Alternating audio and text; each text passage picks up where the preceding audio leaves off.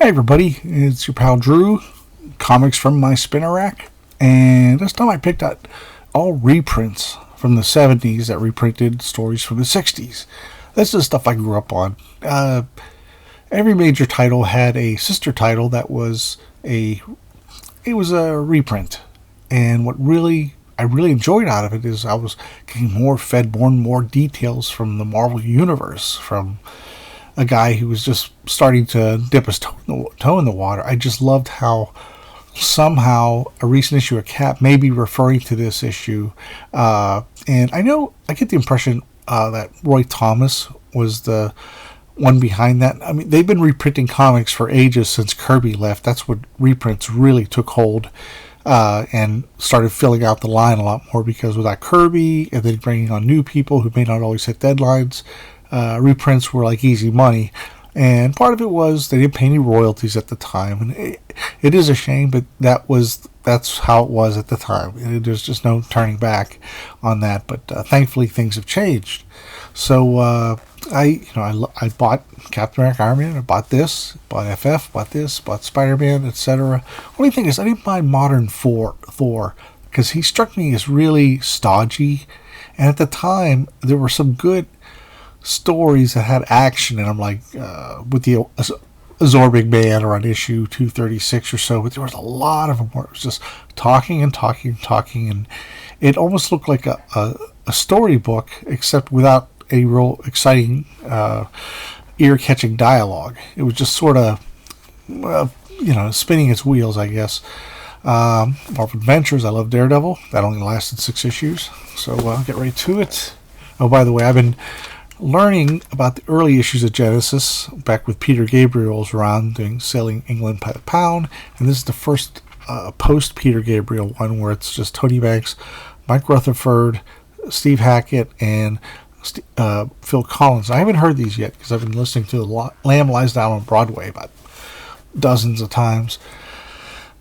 So what's funny is I always thought, why did this hog up half the page? But I mean, I guess it's the idea is it's Marvel double feature, like a building, like when they used to have theaters would have those huge signs that would tell you who was going to be what movies was playing. So there we go. What's interesting is this is Gil Kane cover. I think inked, I don't know if it's inked by Sinnott or by himself, because at the time he was still a pretty sharp inker of his own work. It was only when I think he went to DC in the 80s, his stuff he used a lot of heavy marker lines, but nonetheless, this is kind of like a friendly looking version of the Red Skull, because a lot of times Marvel, what was it?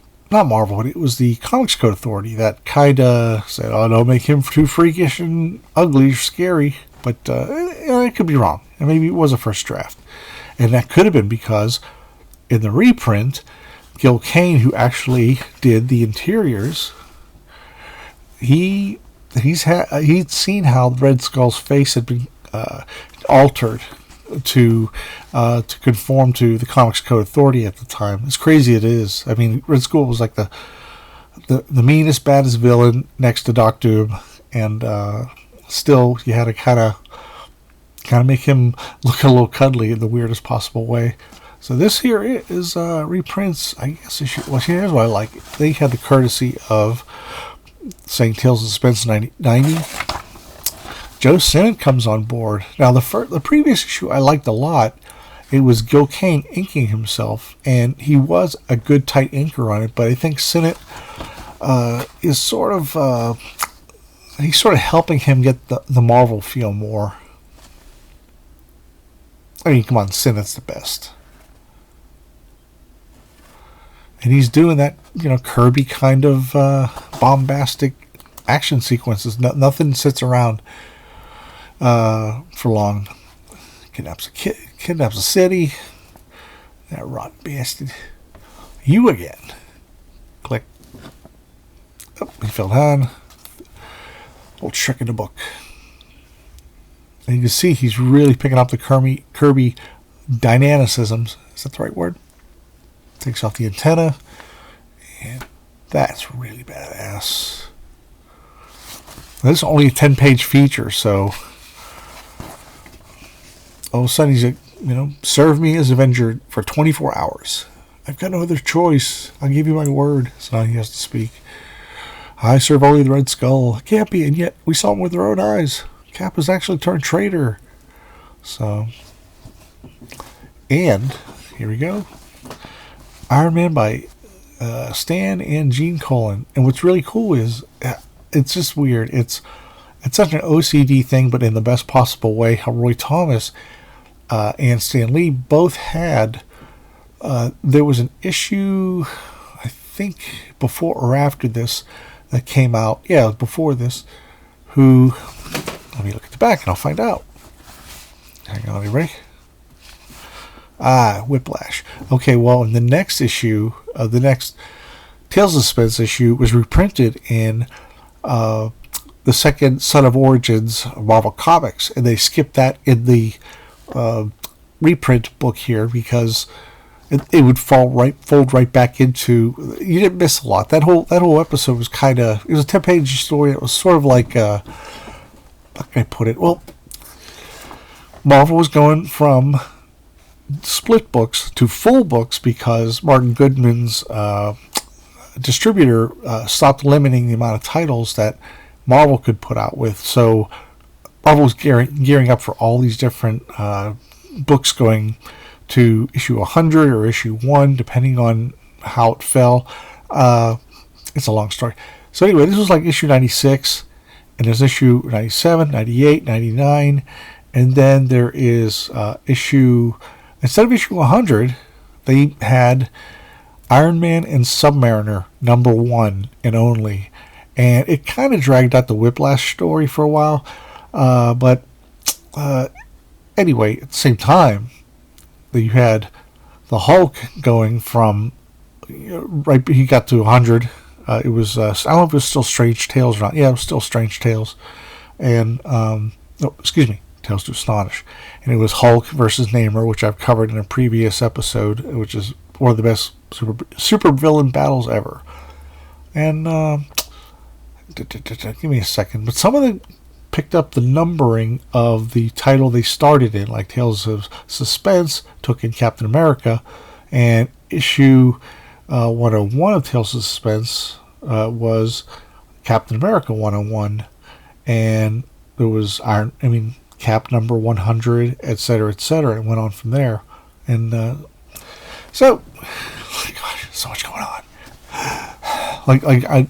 Same thing, Doctor Strange, he did that with, he took over Strange Tales, and then the numbering went to like 169 of, after Strange Tales, Doctor Strange started off 169.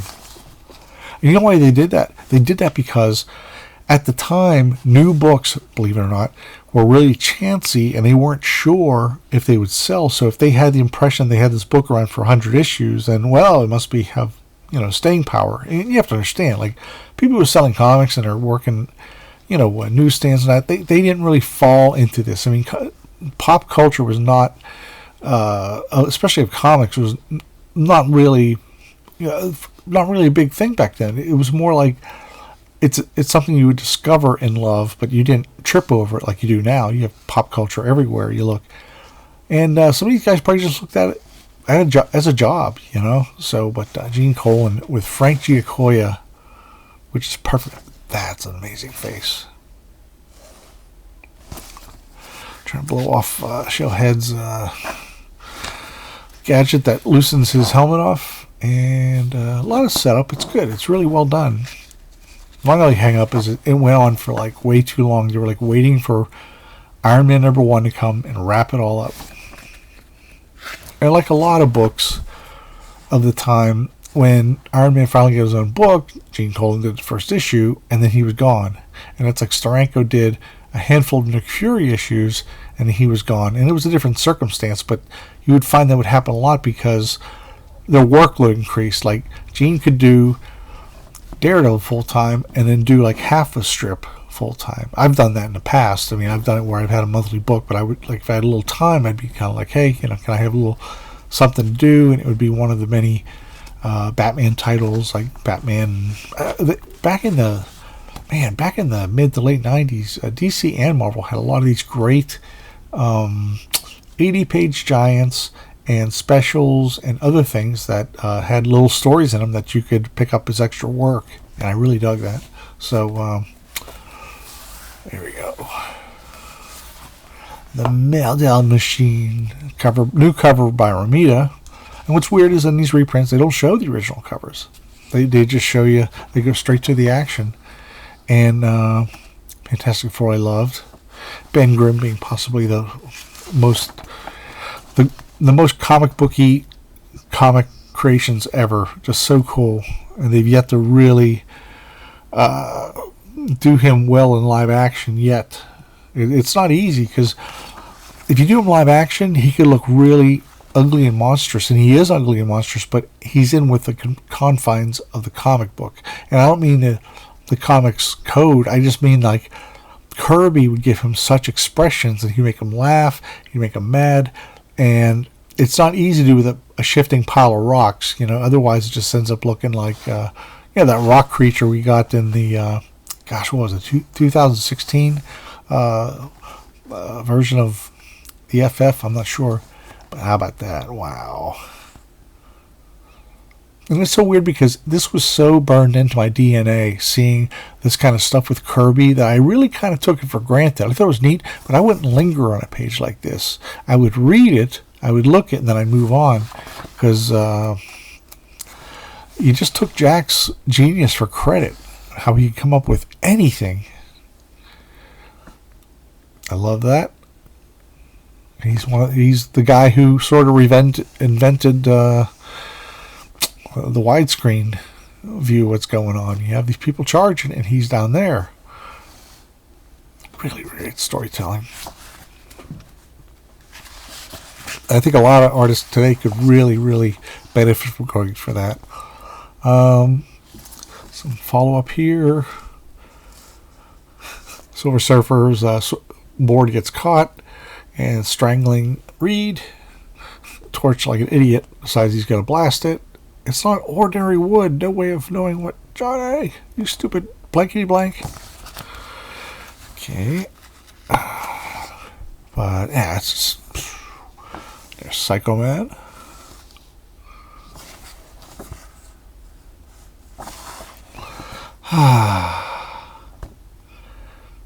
When I was a kid, I got this when it came out from my grandparents. My cousin had this. I didn't care about Thor at the time. I didn't care about Conan at the time. This one I got as a trade. It was $150 or 5 or 6 comics. So I traded my friend Rick 6 comics, and I would have that. And this I never got. I just didn't. I couldn't afford it. And just amazing. All these really weird one-panel things that Kirby would toss in there. This version of, I guess, what would be like Galactus's Punisher, but it's Psycho Man's Bully Boy. It's like, where did these all come from? But it doesn't matter, because it's friggin' amazing. And it's not even, Stan's not even trying to explain it. He's just letting the story go. Gets stuck inside a volcano, a mini volcano.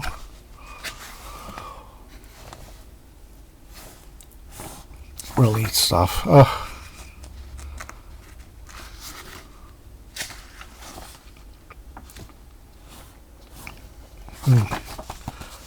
Lovely.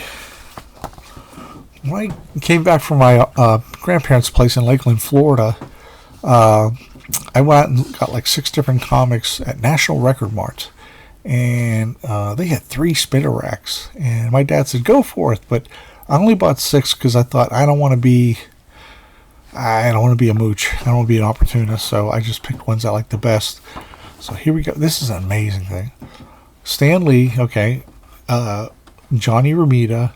And then Jim Mooney is the illustrator. He takes the details and adds a lot more than a regular inker would. And for a little time after this, I think, John Buscema becomes the layout artist. I'm trying to think. He does the layouts, Romita does the refinement, and then Jim would do the illustrator. It was a really interesting time in Spider-Man's period. They really rotated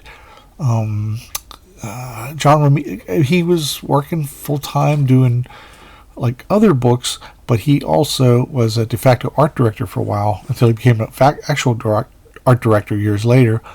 And it would be upon him to keep this book selling well. And then they even had a combination that was really awkward. That was like layouts by Romita, inks by Don Heck, pencils by Don Heck, and inked by Esposito, and it was really wonky, so I think they kind of went back to this. It was just such it's hard to shoehorn 3 different styles of artists together. And so they did this as sort of let's get the book looking sharp again. I mean, the book was always good. It's just that maybe they just were hedging their bets. First time I ever saw Spider-Man pick up a newspaper and leave it a dime. I always loved that gimmick, but they don't have papers anymore. Wow, what a great page. And the coloring is really nice. It's simple, but it's perfect. Everything that's going on. You don't need audacious colors. I mean, these are I know people aren't represented by black and light lines, but if you look from a distance, you could sort of see a shape where the light bends just enough to give you sort of a look like that. Like if you've seen this kind of face before, and you've seen this kind of fur coat and stuff like that, and it translates to your eye. It's like, this is not a bunch of lines and all that. If it's good enough, it's going to draw you in. That's what it's doing. And I'll have to review the one where Spider-Man fights both the Torch and the Lizard. It's really cool stuff. This is wonderful.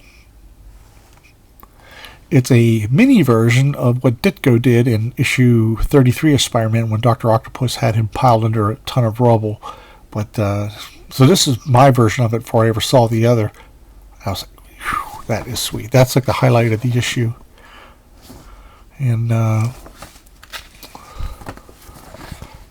there's a Silvermane. I love that look on him too. He's old and he's trying to beat old age, or try to beat death.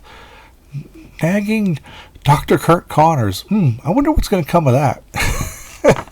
It's so ridiculous. Anytime you see Dr. Kurt Connors show up, the Lizard's not far behind. So the foreshadowing wasn't the best, but you didn't have long-time fan interaction, other than mailing to each other. And by the time you get something in the mail, the next issue might come out or something. So, and for a brief while, Harry is sporting a goatee, which Ori, he calls it a Fubianchu, I think. But it only lasted a day or two or so, but it actually worked. I wish I'd have kept it. I mean, he's such a boring. I mean, his face is so boring without him. That crazy sideways cornrows he has.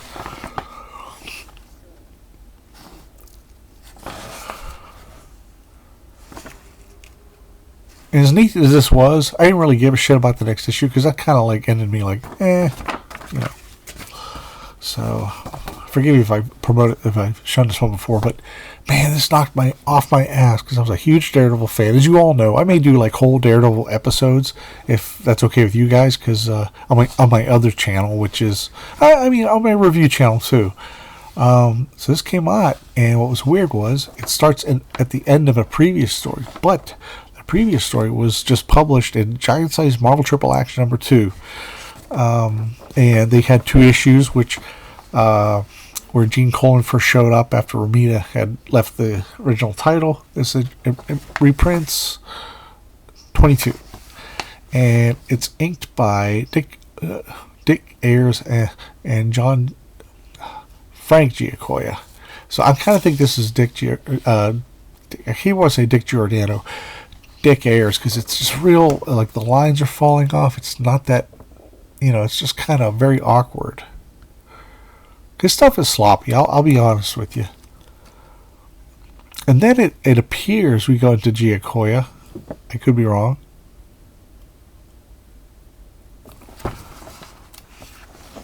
Because he's always been tight and sharp with his inking. It's a little too hard to tell right now. Man, oh man, I love that. Bionk. That's the coolest. And this was the thing where, so many longtime fans, including Lee, would say, like, how Daredevil would, when Colin drew Daredevil, he gave him these really big splashes at the beginning of nothing. Like, he'll just be entering his apartment.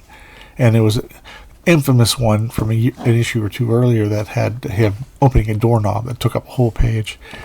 So there's Gladiator and the Masked Marauder, who I always thought was kind of cool, but he was really just a petty theft who was trying to get involved with the Mafia, which is called the Magia in here. That always confused me.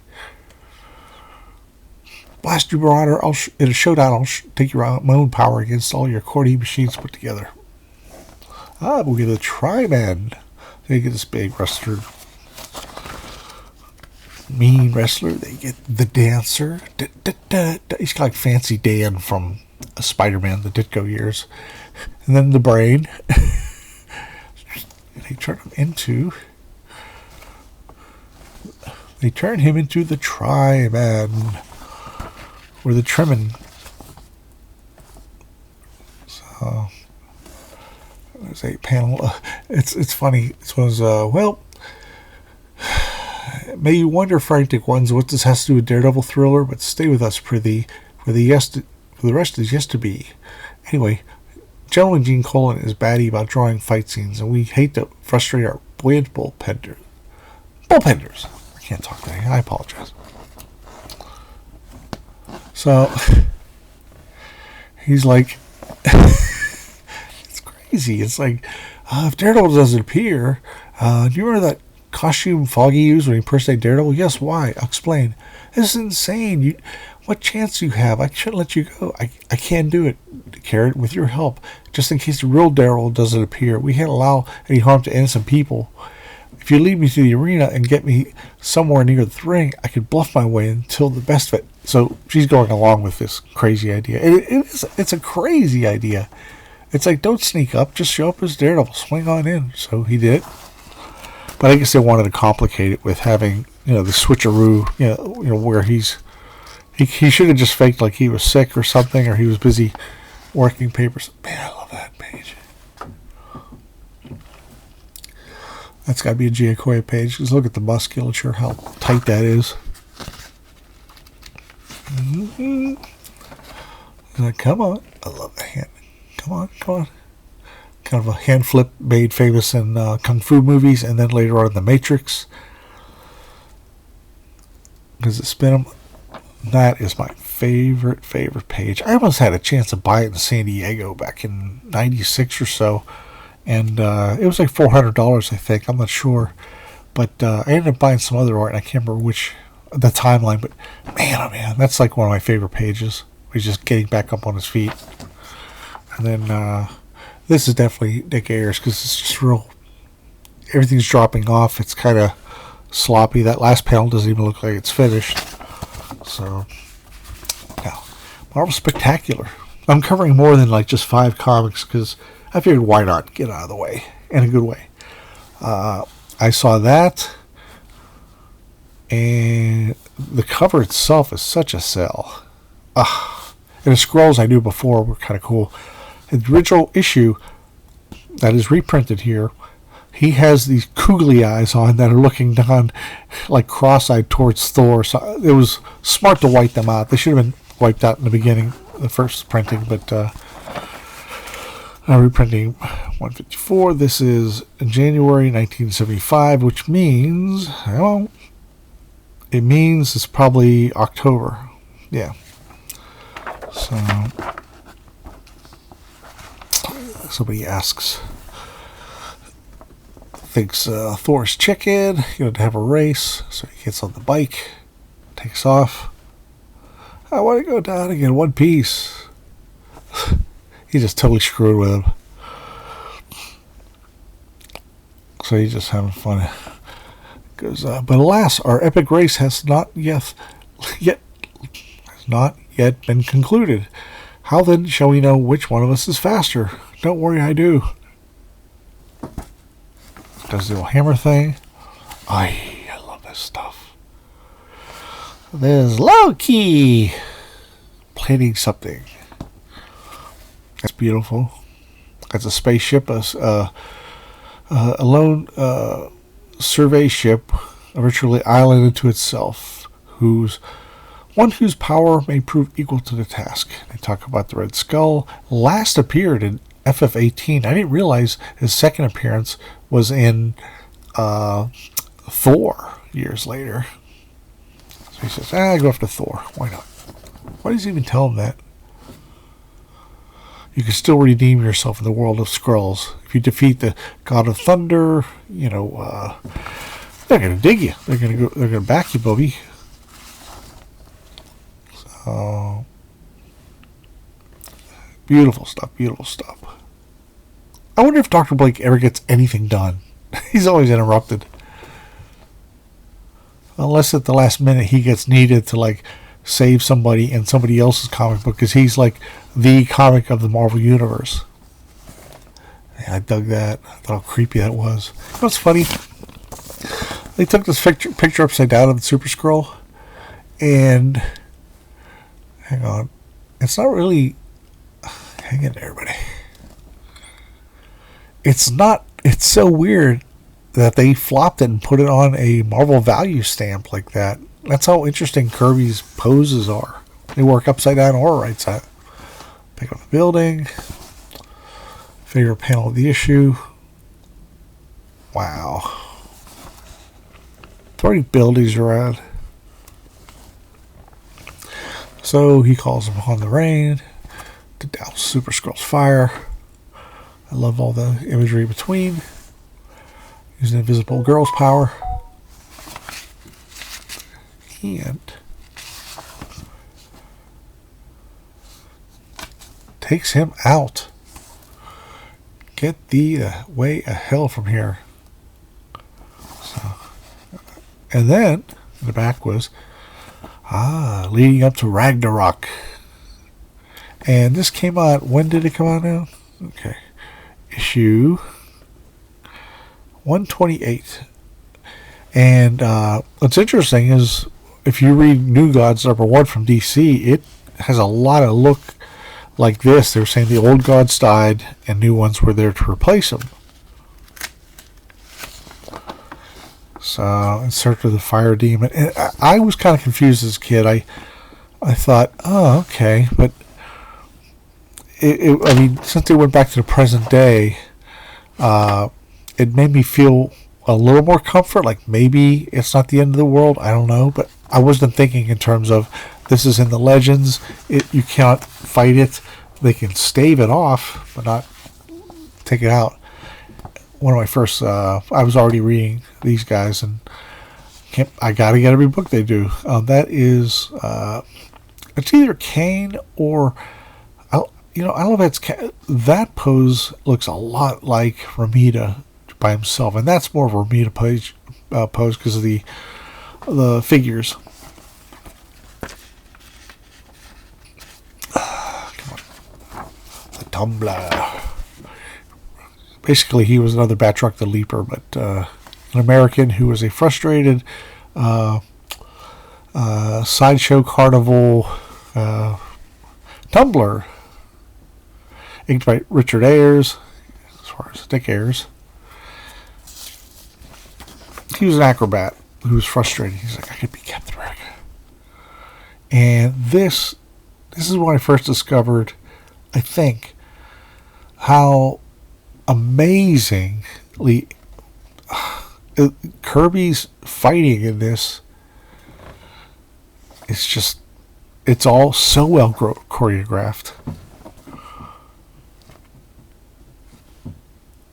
I'm just showing you. Because now I'll tell you this story I planned for all my years. And it's like, thank God they do that so you get a chance to catch your breath. Blah, blah, blah. I was poor. La, la, la. Captain America can do it. Why can't I?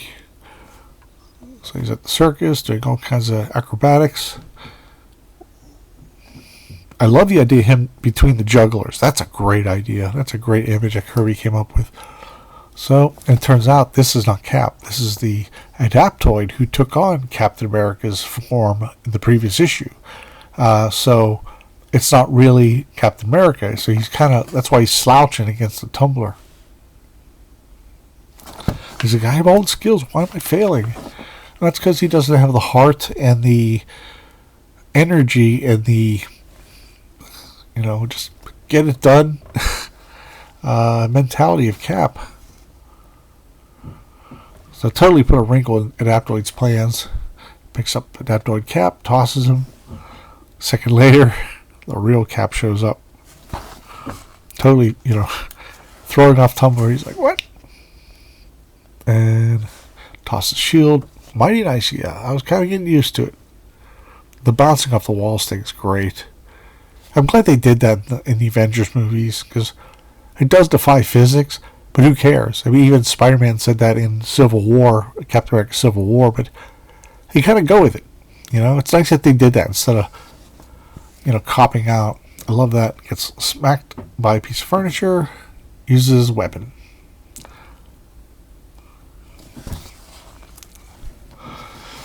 This is not the first panel of the last page where Cap says only one of us is going to walk out of here alive and it won't be me, which was a major typo that got fixed later on. Now this, oh my goodness. The Melter. Amazing, again. Giacoya. Thinking over colon is perfect for this kind of book. Well, he makes a good team anyway. And he's got Tony Stark helpless right there. You didn't have the nanotech where you could just, touch the side of your face and everything, your armor would show up. It was just, he had to get his attaché case with his armor inside. So he aimed it for flesh to kill Tony Stark, but he wasn't counting on the metal chest plate inside of him, which deflected it somehow. So, and the color's all off on his registration, but that's very common from back then. And then Stang, thud. And I was like, oh my God, there was an old gold Iron Man. Like, all these discoveries were so cool. And then it lent to the lore that there was a history with these characters. That's the greatest thing. It wasn't like some comics went one book to the next. You had, with a lot of DC stuff, you had self-contained issues, and you didn't really worry about continuity. You would kind of wrap everything up the first time, and then maybe pick up a villainous plot point later.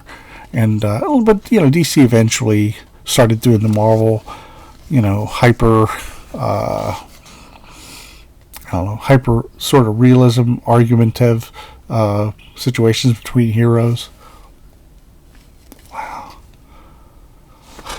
And he crumbles it.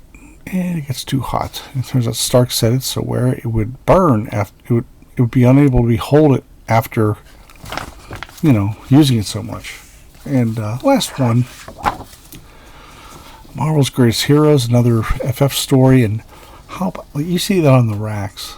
You see it on the racks, and look how, I'm talking even like the 60s, and this is a major publisher at the time, is that okay, no, I thought that was a marker, but it's a Kirby gadget, or Kirby part of one of his view screens. And I just couldn't wait to get each next issue.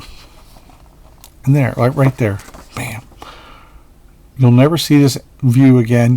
He just makes up new ones all the time, and it spoils you. I guess I didn't really appreciate the backgrounds as much back then. I was more into just the story, but it didn't matter. This was burrowing into my brain when I didn't even realize it. So, which is good. Like they say, some of the best acting is the kind that's unnoticed if you're looking at a scene. Wow. What an imagination. He really did come up with his own language. I'd love to see like a huge, I don't know, like respected art critic or somebody do a show or TV show or whatever based on Kirby's art and how it it took comics out of just being, 6 square boxes, and it still had six still had the same amount of boxes, panels, but sometimes they'd open up for something like that, and just how Reed leads the mind. He's like, there, and the responses are perfect. Here comes the big old Psycho Man. One of many. He's like he's still, it's just one of his many cronies that he creates out of himself. It's a sloppy way to say it, but yeah. That's been reused quite a bit by different artists.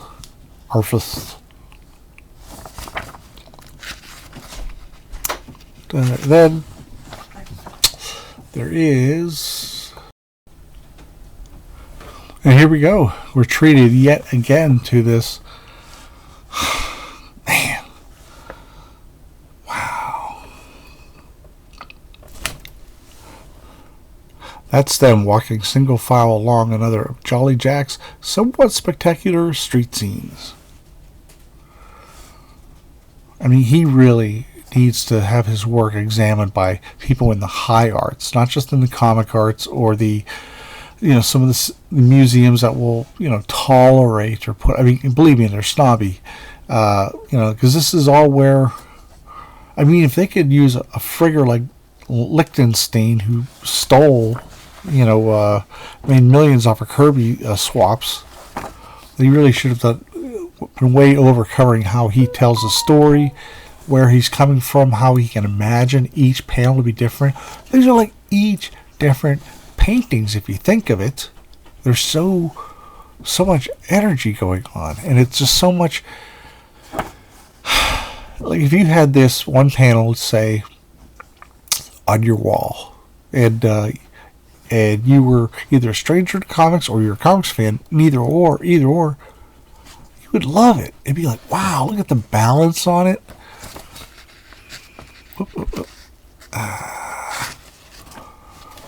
And just the follow through he does. And there's another gun. He just probably threw it out there.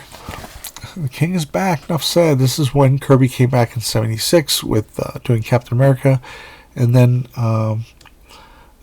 Black Panther, and no, Eternals. And then later on, Black Panther, Machine Man. He did Captain America Bicentennial Battles, which I loved, and he did 2001 Space Odyssey, which is pretty cool. The Treasury edition of it is great, but the series really gets wonky. It kind of, I don't know, it kind of drifts, and that's why I guess Machine Man had to be created out of that series to make something a constant. So everything is over. Next, the end of the thing. So that's it. I know I've gone long on this, but I just really wanted to share these tidbits with you, and I hope you liked it. And let me know if you have any memories of these issues. Let me know what the first reprint book you bought that you knew was a reprint book. And also, just a quick aside, most of these books had like 2 pages chopped out of them, because this was 18 pages for reprints, 17 for original books at the time. And original comics for a long time were 20 pages.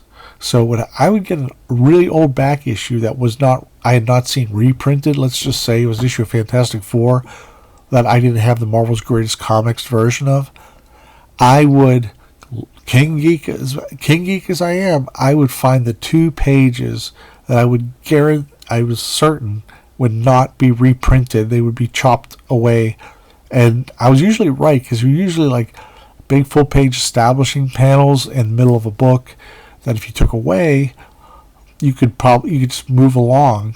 And sometimes it would take panels out, because there were 6-panel grids, and if you took like 2 off here and then you bought yourself some space, and here and there throughout the book, that's happened a lot. And I know more about that, like from Marvel Double Feature, because originally it was 22 pages. It was 10 pages of Cap, 12 pages of Iron Man, but you really have to cut like 4 pages in an issue to make the format for the reprints. And I think that's, again, it's a lot of stuff was going on. There was a paper shortage. We had a really bad economy. And comics were just not selling as strong as they should. And second of all, comics was still, for me and my fellow basement dwellers, they were not respected in the overall world. Even though the Incredible Hulk came out on the popular TV show for 2 year, and 2 years, I'm turning Canadian all of a sudden. No, I'm turning Swedish. Like the Swedish chef. But yeah, let me know what you think about what reprints you really enjoyed, which ones you think the covers have improved. Which this one had a yellow cover, which I actually liked, but they got rid of the googly eyes that were on there. If you see them, they're a riot. But a lot of this stuff I had read, so I would just keep buying the reprints. I didn't mind, and even though I could tell there were pages missing. So you think I have like a new set of choppers, but actually what I have is I did have a crown on the top left of my mouth that fell off. I had a crown, but it fell off. It was easily glued back on by Dr. Perez, and that's about it. I'm going way too long, but I hope you enjoyed this trip down memory lane. Let me know. Tell me any stories you have about this. I appreciate this. Tell me stuff, that you disagree with. That's fine. I've never never deleted any dissenting opinions, or I've never insulted anybody who might have a different, I can talk, right? A different opinion, and just let me know. It's Reprints. Good gosh. I'm sorry. I'm still under the weather. I was feeling a mess yesterday. And so that's my excuse for everything if I don't do dumbass decisions. Anyway, and I hope you enjoy it. And let me know, sing it loud and proud, what you think about these and what your favorite reprint series was. And I'll talk to y'all later.